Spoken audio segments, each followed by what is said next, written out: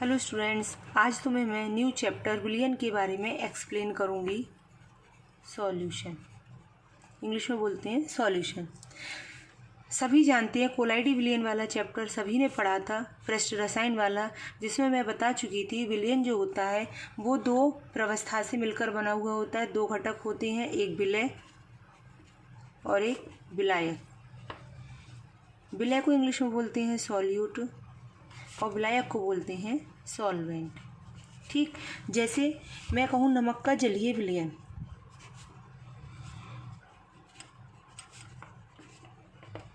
मतलब नमक जो है वो हमारा विलय है और विलायक जो है वो हमारा जल है, और आपस में जो मिक्सचर बन गया होमोजीनस मिक्सचर।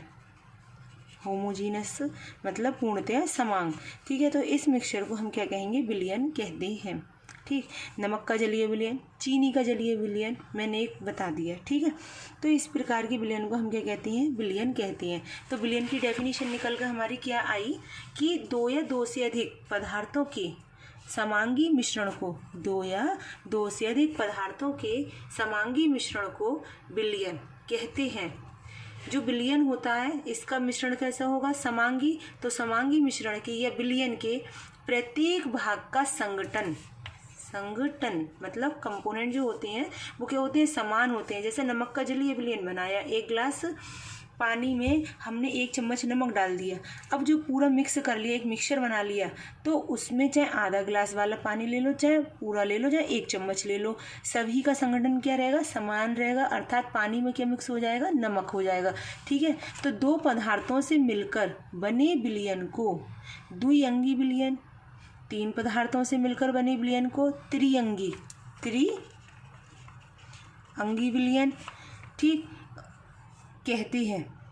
इसी प्रकार आगे को चलता रहेगा। ठीक है, तो सामान्यतः जो होता है हमारा द्विअंगी समांगी मिश्रण में जो अवयव अधिक मात्रा में होता है, किसमें? द्विअंगी। द्विअंगी का मतलब दो से दो, जैसे मैंने अभी बताया नमक का जलीय विलयन मतलब जल और नमक। तो द्विअंगी जलीय विलयन में या द्विअंगी समांगी मिश्रण में जिसकी मात्रा अधिक होती है उसे हम विलायक बोलते हैं, और जिसकी मात्रा कम होती है उसे हम विलय बोलते हैं। फिर आता है विलयन के गुण।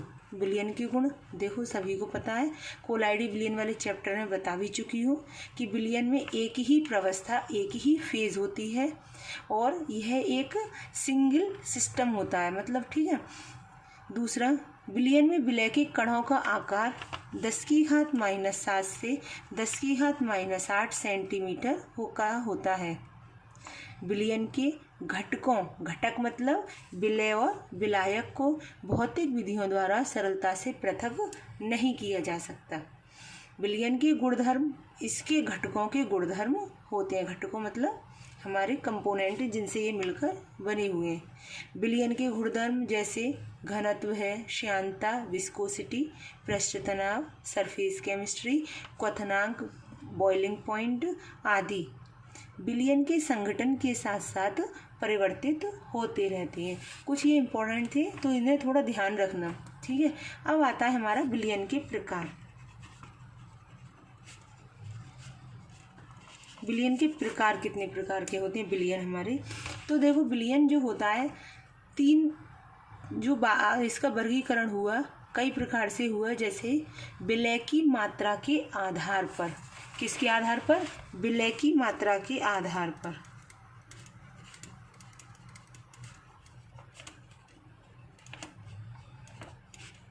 दूसरा हुआ इसका विलायक की भौतिक अवस्था के आधार पर। किसकी?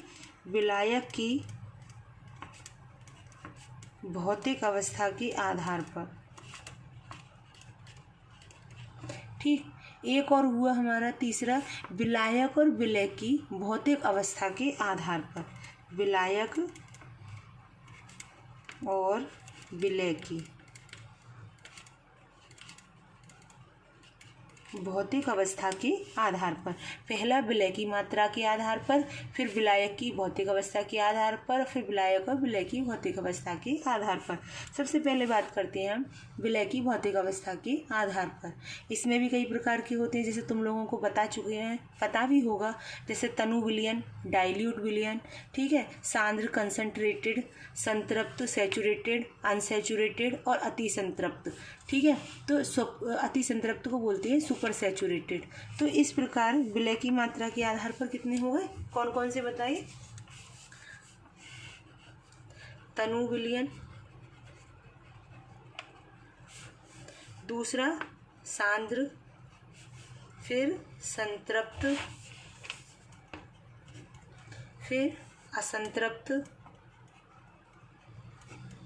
और फिर अति संतृप्त।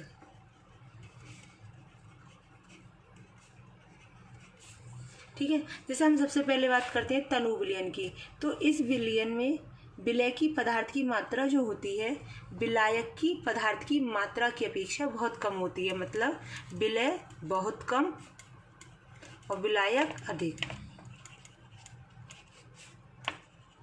इस तरह से शॉर्ट में बता दिए कि क्या हो गया कि वह विलयन जिसमें विलय पदार्थ की मात्रा विलायक की अपेक्षा बहुत कम होती है।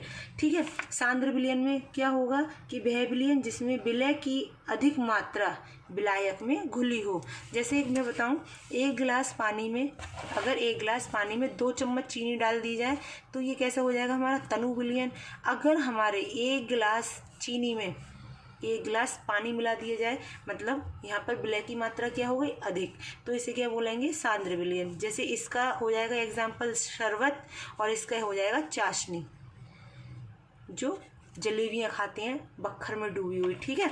तो सांद्र विलयन हो गया चीनी का। फिर आता है हमारा संतृप्त विलयन। तो इसकी डेफिनेशन सुनो, किसी विलय पदार्थ की वह अधिकतम मात्रा जो एक निश्चित ताप पर 100 ग्राम विलायक में घुल सके। मतलब समझ आया कि किसी विलय पदार्थ की अधिकतम मात्रा, मतलब एक पदार्थ की क्या अधिकतम मात्रा जो एक निश्चित ताप पर 100 ग्राम विलायक में घुल सके, विलय पदार्थ की विलयता कहलाती है।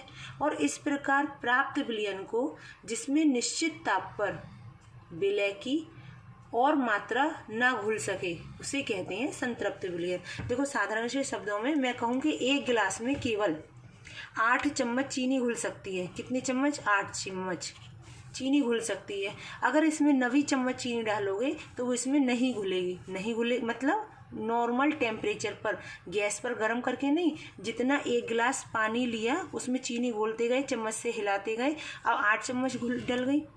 ठीक है। इसका मतलब उसमें घुल गई। अब इसमें मैंने 9 चम्मच जो डाली चीनी तो वो उसमें घुलना बंद हो गई। तो इस विलयन को हम संतृप्त विलयन कहते हैं। ठीक है।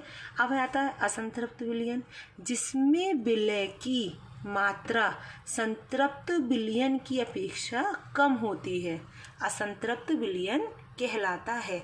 मतलब जिसमें विलय की मात्रा संतृप्त विलयन की अपेक्षा क्या होती है? कम। जैसे इसमें 8 चम्मच चीनी डाली, 9 चम्मच चीनी डाल दी है तो वो 9 चम्मच जो होती है घुलती नहीं है, केवल 8 चम्मच तक घुलती है, तो वो क्या हो गया? संतृप्त विलयन। अब जिसमें संतृप्त विलयन से विलय की मात्रा क्या हो? कम। मतलब चम्मच चीनी कितनी हो? 6 चम्मच चीनी, तो वो कैसा विलयन हो गया हमारा? असंतृप्त। फिर आता है हमारा अति संतृप्त, वह विलयन जिसमें एक निश्चित ताप पर उस विलयन की संतृप्त अवस्था के लिए आवश्यक मात्रा से अधिक मात्रा में विलय पदार्थ उपस्थित हो। मतलब आवश्यक मात्रा से भी अधिक। जैसे एक गिलास पानी में 8 चम्मच चीनी थी, 9 चम्मच डाली तो इसमें घुली नहीं, 6 चम्मच डाली तो असंतृप्त विलयन हो गया। अब क्या बोला कि एक निश्चित ताप पर उस विलयन की संतृप्त अवस्था के लिए आवश्यक मात्रा से अधिक मात्रा में विलय पदार्थ उपस्थित हो। ठीक है।